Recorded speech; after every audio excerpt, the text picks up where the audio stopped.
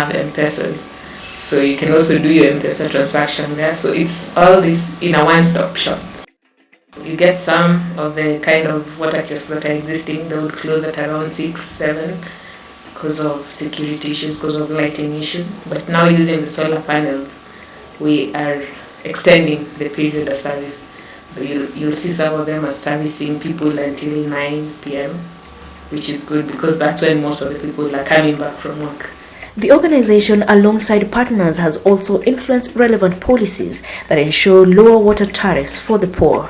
The last 5 years, the water ministry budget has moved from a paltry 4 billion Kenya shillings to now 36 billion Kenya shillings. And we have a graduated tariff. This graduated tariff is really meant to be a demand management tool, and it's also a tariff that is biased towards supporting the poor. For example, on the lowest bracket, between 0 to 60 cubic meters, and that is 6,000 liters of water. With the charges Kenya shillings 200.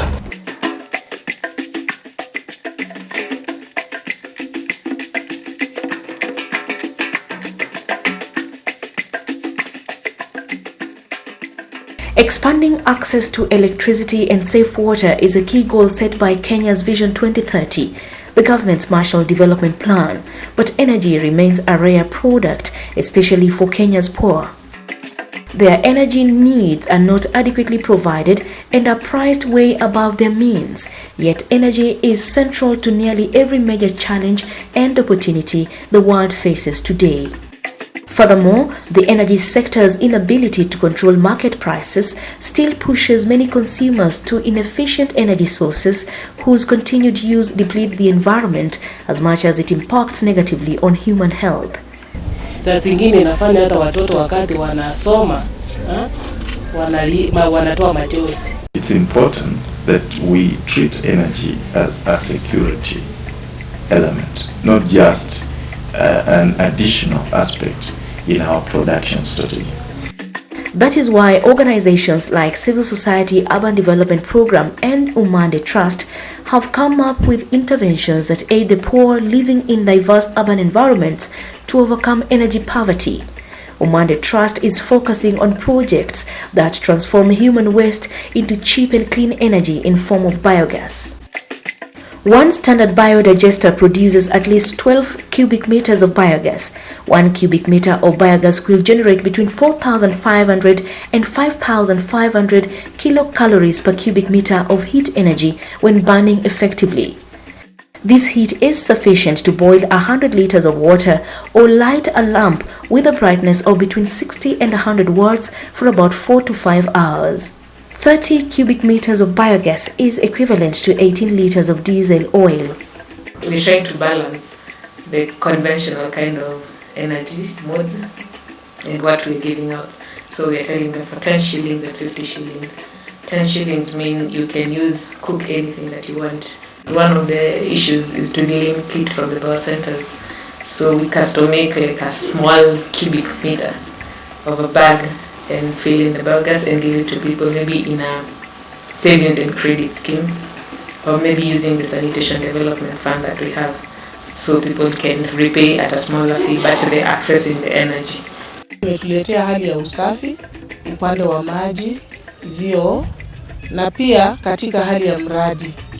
Hii itawezesha wanachama au wanaoishi katika kijiji hichi waweze kunufaika ama kupata mapato yao. Na kwa sasa hivi wenye wanafaidika hapa ni zaidi ya watu 10,000. Vikundi pia tunahamasisha vikundi sana kuwa na sisi. Na katika mpangilio ya mradi tuko na vikundi 30 ambayo wanaoperate katika mradi huu wa project ya Biocenter. This initiative calls for private sector and national commitments and attracts global attention to the importance of energy for development and poverty alleviation.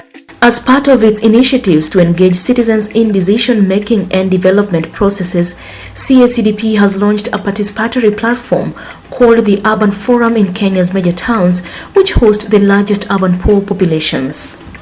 Tunasema ya kuwa maendeleo bora yataleta mazingira bora.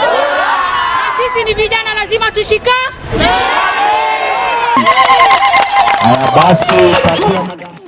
The campaign slogan, "Whose town is it anyway?" is premised on the assumption that securing formal space for popular citizens' participation in the governance and management of the urban affairs to some extent guarantees possibilities for non-biased considerations when it comes to resource allocations and development priorities.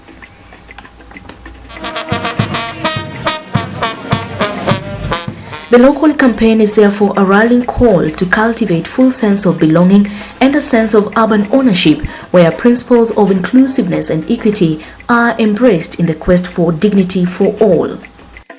The local urban forum has been launched in Kenya's urban centers in colorful and vibrant community-led campaigns with a spectacular symbolism statement carried in the local urban campaign torch.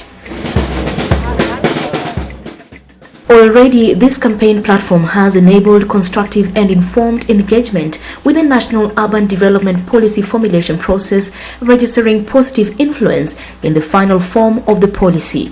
In addition, the campaign motion has found favor with the municipal authorities of the 14 towns currently enlisted, establishing positive inertia for leading a popular campaign to situate the urban agenda at the core of the devolution process in Kenya. With the new constitution, we talk of Wanjiku. You'll be giving us direction. No more of grabbing of the public land. This is the start, and it's going to be a success as we transit from the council to the county. And like the Olympic torch that represents the bravery of sports people, the CSUDP local urban campaign torch is up and flaming in Kenya's urban centers as a constant reminder that the change people need lies with the people themselves.